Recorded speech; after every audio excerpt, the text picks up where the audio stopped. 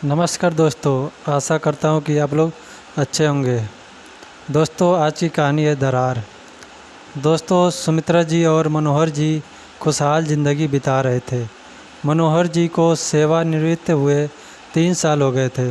सुमित्रा जी और मनोहर जी उम्र के इस पड़ाव पर भी चुस्त दुरुस्त थे। योगा, ध्यान और सुबह शाम टहलना उनकी दिनचर्या का हिस्सा था। उनका बेटा राघव और उसकी पत्नी प्रिया दोनों मुंबई में नौकरी करते थे। बेटे ने उन दोनों की स्वीकृति से प्रेम विवाह किया था। एक दिन मनोहर जी रात को भले चंगे सोए पर सुबह उठ ही नहीं पाए। सुमित्रा जी की तो जैसे दुनिया ही उजड़ गई।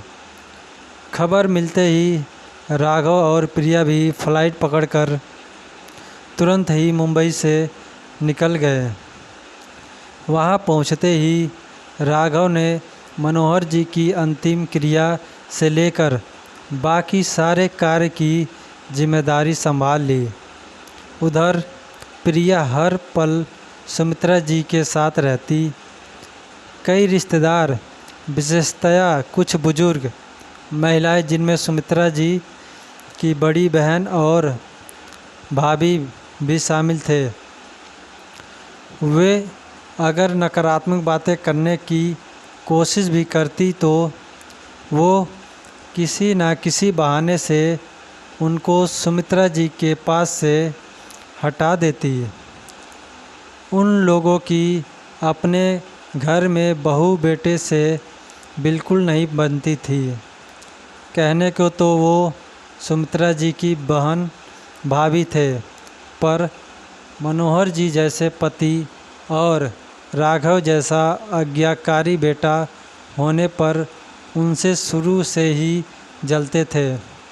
इस विपदा की घड़ी में भी उनकी सुमित्रा जी और उनके बहू बेटे में दरार डालने की पूरी योजना थी, पर वो कामयाब नहीं हो पा रहे थे।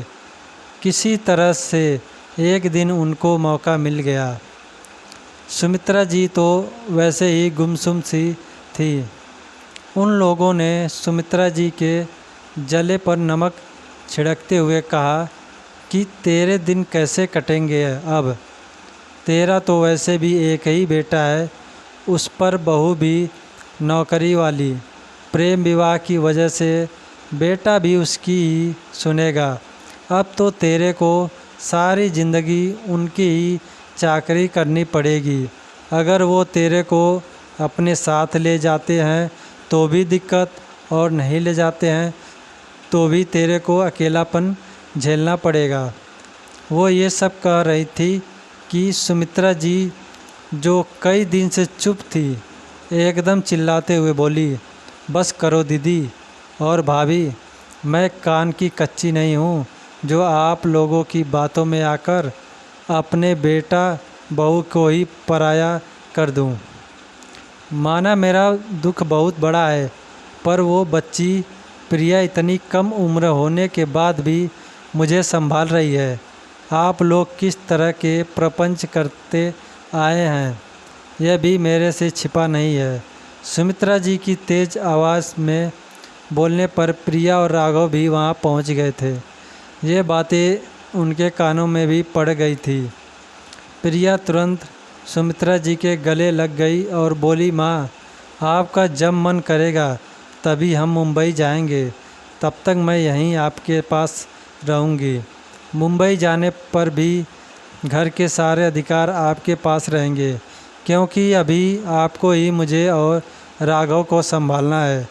सुमित्रा जी की बहन और भाभी ने चुपचाप वहाँ से खिसकने में ही भलाई समझी। आज उन लोगों को एक बात समझ आ गई थी कि घर में दरार भी उन लोगों को आती है जो कान के कच्चे होते हैं। दोस्तों, अगर कहानी आप लोगों को अच्छी लगे तो लाइक और सब्सक्राइब ज़रूर करें। वीडियो को देखने के लिए आप लोगों का बहुत बहुत धन्यवाद।